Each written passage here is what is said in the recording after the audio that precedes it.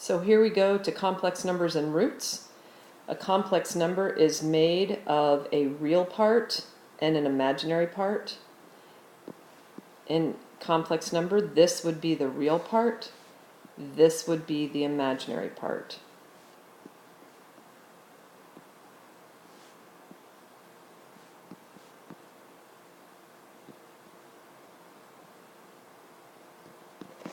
Examples of imaginary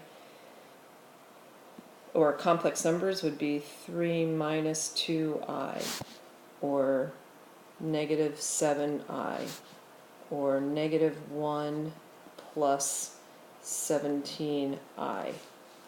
In these examples, 3 is real, negative 2i is the imaginary. Put them together, I have a complex. An imaginary number is defined as the square root of negative 1 is I, which also means that I squared is negative 1. These are going to be things that you're going to need to make sure that you memorize. The square root of negative 1 is I, and I squared is negative 1. So what does that look like if we're simplifying square roots? So I know that the square root of 16 is 4, and the square root of negative 1 is I. So I'm going to change that to 3 square root of negative 1. And square root of 16. So that's 3 times I times 4, which is going to be 12i. In this next one, I know that this is negative 2 times the square root of negative 1 times the square root of 48. I'm going to factor tree 48.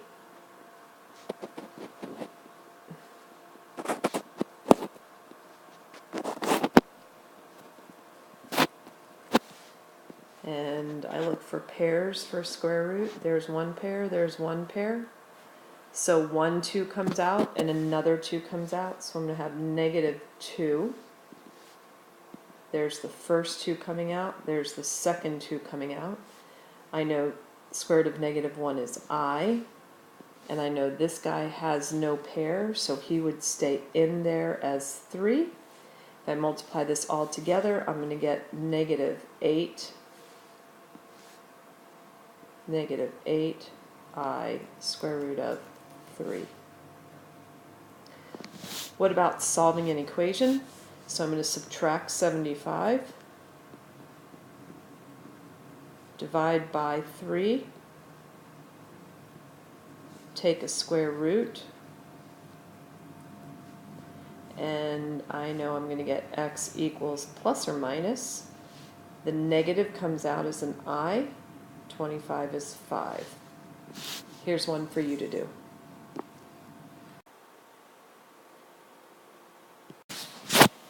So the next thing we need to look about complex numbers is how to solve equations with them. And I think you'll remember that if and only if from geometry, this is a biconditional.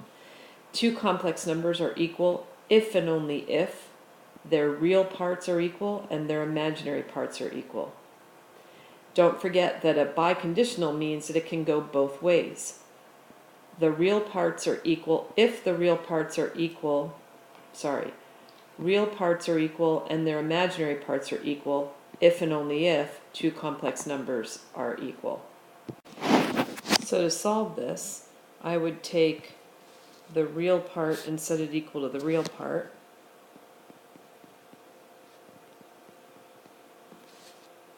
And I would take the imaginary part and set it equal to the imaginary part.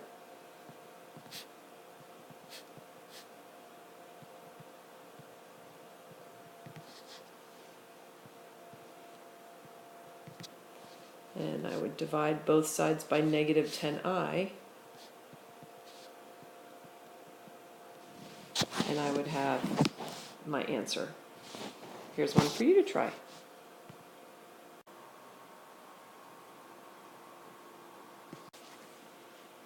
So let's complete the square.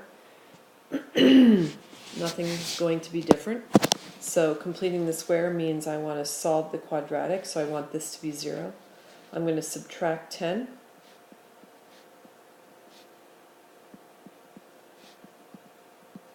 And I'm going to factor out the 3.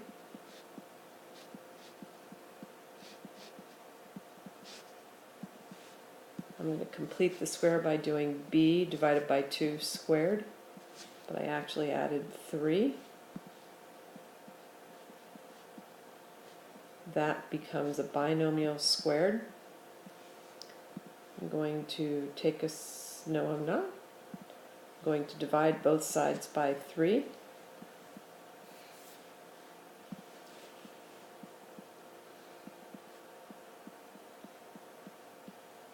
I'm going to take a square root.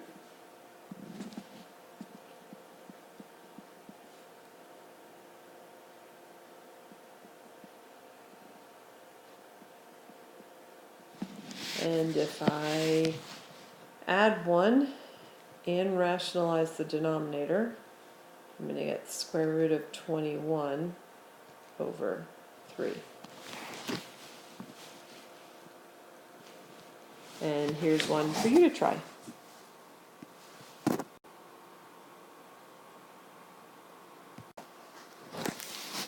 Complex numbers also have conjugates.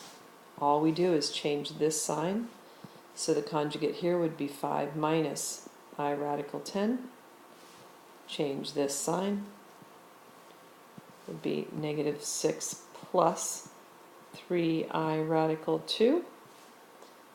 Change this sign here. Conjugate would be negative 6I. And change the sign here. And here's one for you to do.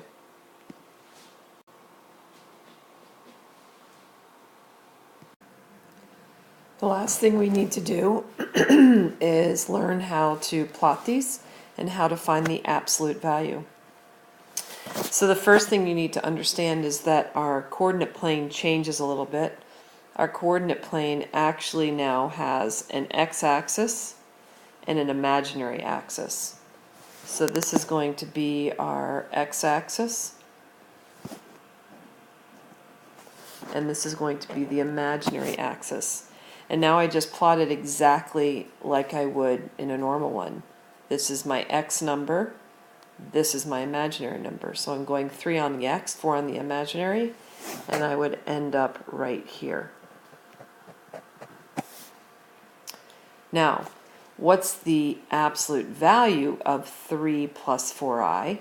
Notice I'm plotting at 3, 4. What's the absolute value of 3 plus 4i? Well, if you look at and create from the origin a right triangle,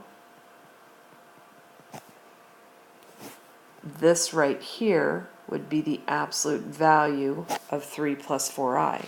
So obviously that's 3 squared plus 4 squared, which is 9 plus 16, and I take the square root.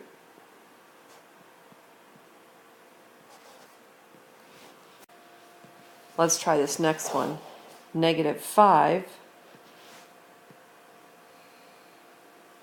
minus 7 is going to be right there.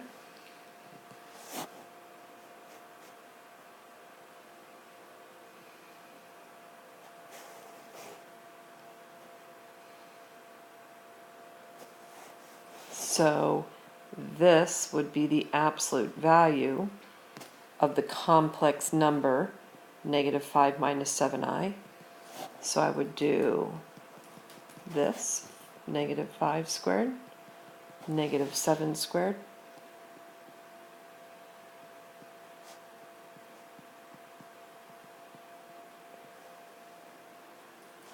that's going to be square root of 25 plus 49, which is going to be the square root of 74, which I do not believe can simplify anymore, but let's see.